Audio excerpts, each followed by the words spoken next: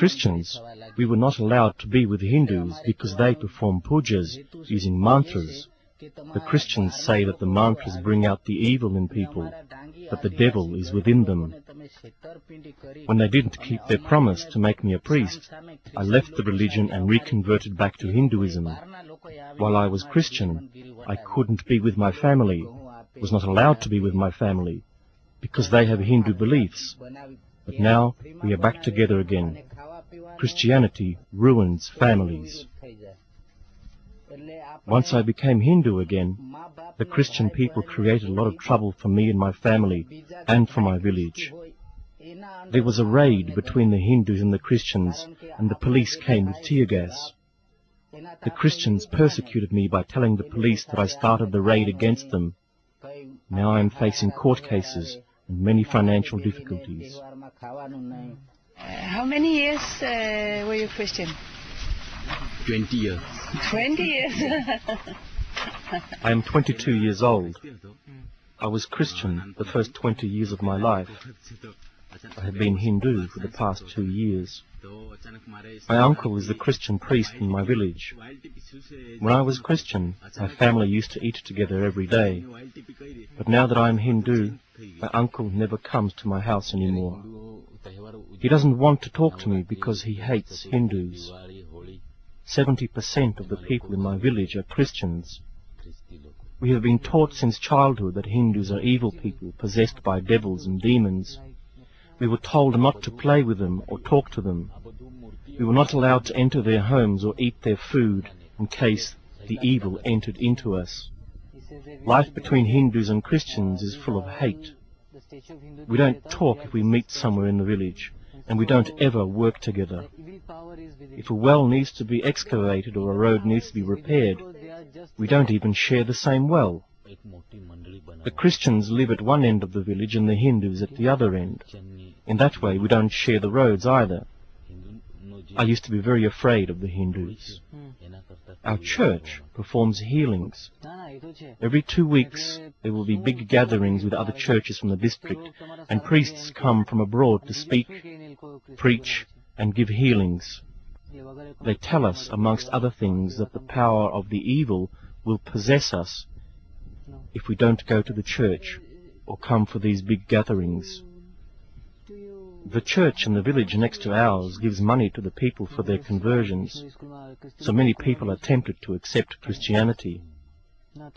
When I was a Christian, everybody wanted to be like the Americans. For us, the West did feel more civilized than our own culture. We thought that we were better than the Hindus.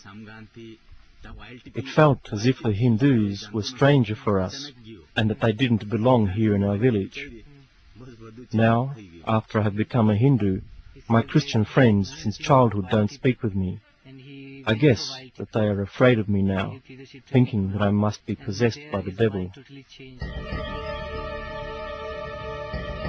I found that there are 3 groups of Christians working in the area: the Catholics, the Protestants, and a 3rd group who masquerade as Christians, what I would say are a type of mafia extorting money and using violence against villages to further their own ends. This last group is the largest.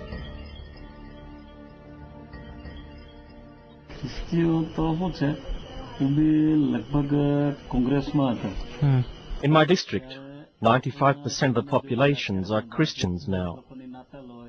There are 17 Christians and only 4 Hindus in my political committee, so the balance of power falls with the Christians. In the last 5 years there has been an explosion of new Christians.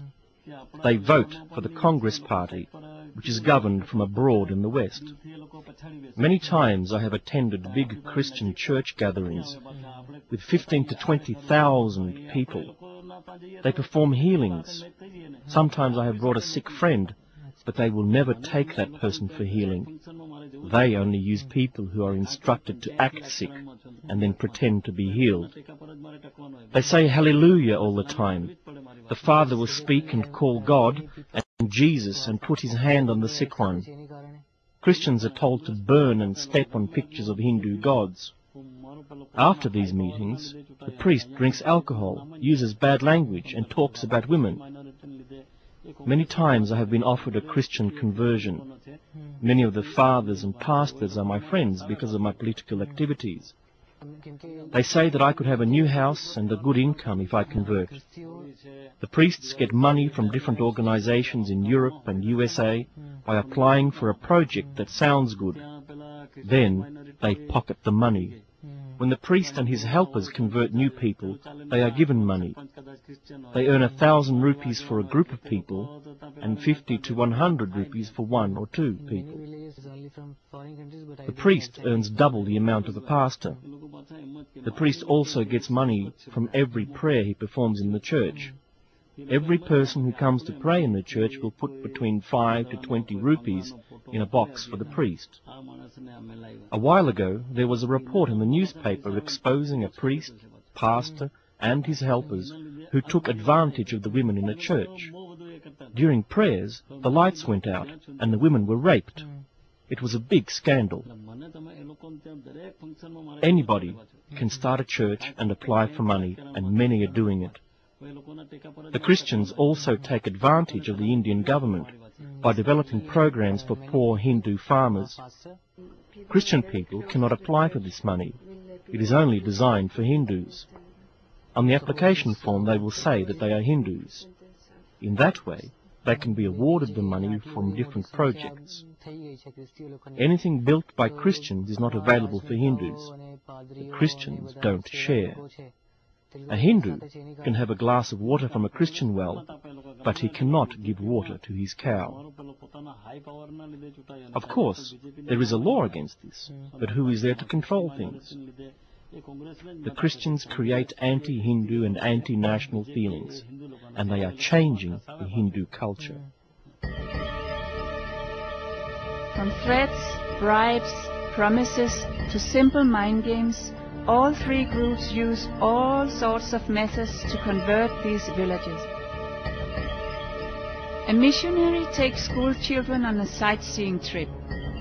In the middle of nowhere, the bus supposedly breaks down, and the driver says he cannot get it started again.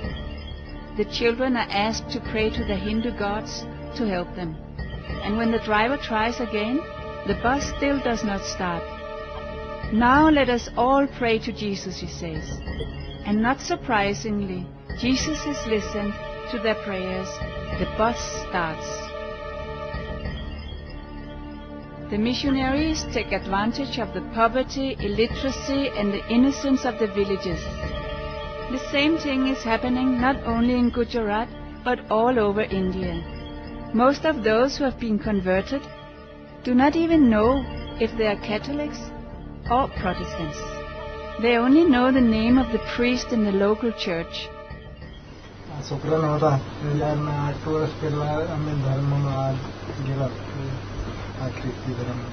We got converted to Christianity because our son was very sick. We were promised that he would be healed in the church. We were Christians for 7 years, but our son was not cured. That phase was very difficult for us because we could not take support from our family, who were Hindus. We could not be with them. We were told that it was because of Hindu influence that our son was sick. After 7 years, our son was still very sick, so we decided to reconvert back to Hinduism. Now our son is not sick anymore.